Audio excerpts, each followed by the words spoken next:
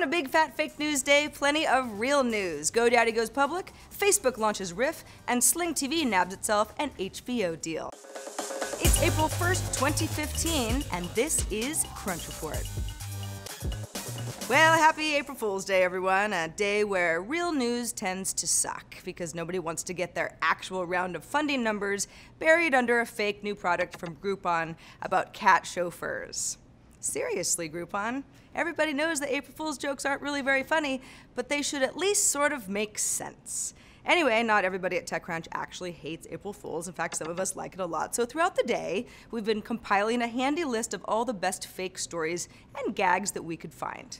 A few standouts. The 500 Startups, 5 Unicorns Fund that promises to, quote, invest exclusively in the top company each year, already clearly branded as a unicorn and already funded by unicorn VCs. Google's playable Pac-Man version of its map results, pretty fun. And iFixit's teardown of the Apple Watch. But it isn't really an Apple Watch after all. Get it? Tee-hee. However, our own Alex Wilhelm points out that not only is April Fool's often not very funny, but it's also a great opportunity for brands to just look kinda clueless. Like Microsoft announcing phones, something that Microsoft actually makes, and then announcing the Surface Watch, something that Apple actually is about to. Anyway, happy April Fool's Day, and everybody be careful out there. Here's some financial news that is 100% real. After filing for an IPO way back last June, web hosting company GoDaddy finally went public on the New York Stock Exchange today and raised around $460 million after pricing its IPO at $20 per share, with plans to sell 23 million shares. And it was a very good debut. The stock rose over 30% today in its first day of trading after opening at $26.15, which puts its market cap in the realm of $6.3 billion. GoDaddy claims 12.7 million customers. Most of those are small businesses that pay for domain registration and hosting, plus things like mobile web services, accounting, and payments. Well, Apple and IBM are expanding on their current partnership to create enterprise-friendly apps under the name Mobile First, with 8 more apps covering iOS apps that cover healthcare and industrial products. So earlier apps released by the two companies covered things like banking and finance, travel, transportation, energy, law enforcement. They were all over the place. Retail, insurance. There wasn't much of an announcement about the apps today, though, which IBM says is because it's planning to show off some of the healthcare-related apps in more detail at the HIMSS conference, which is later this month and centers around the global health IT community. For example, the Hospital RN app for iPhone, brand new, tries to reduce operational costs from managing patient information by connecting to a hospital's own systems and then managing patients that way.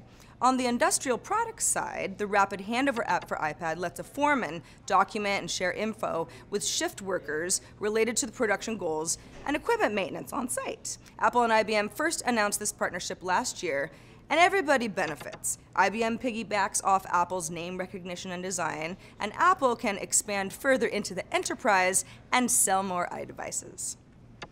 So every day I ask myself, will this be the day that Facebook doesn't announce a new product? And today the answer is no. Facebook's new app, Riff, which is a collaborative video tool and very real, has rolled out globally in 15 different languages on both iOS and Android. So here's what you do. You shoot a video of up to 20 seconds, and then you tell your friends what they could add to it to make it a story or a theme of some kind or a collection of funny faces, whatever. Your Facebook friends get a notification inviting them to contribute to your Riff, and then their friends are invited to add scenes too, so it can kind of expand. Hilarity possibly may ensue. Riff is the latest Facebook Creative Labs project that also made Paper, Slingshot, Mentions, Rooms, and Groups. Some of those have had better success than others.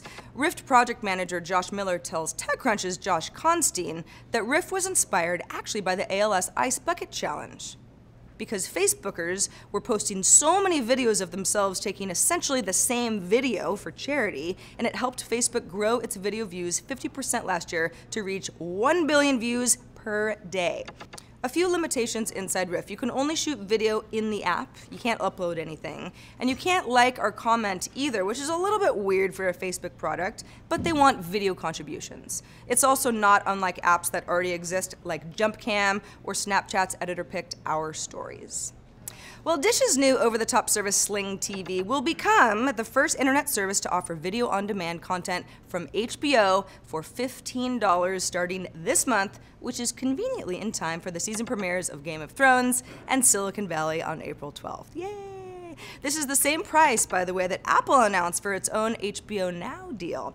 So Sling TV customers who sign up for the service's Best of Live TV core package, that's a $20 base programming lineup, including channels like ESPN, A&D, TNT, and CNN, can then choose the HBO package as an add-on for a grand total of $35 per month, which does not sound too shabby. Dish tells TechCrunch that the service will also be available through Sling TV's apps on other devices like Amazon Fire TV, Roku players, Xbox One, Android and iOS devices, and even Macs and PCs.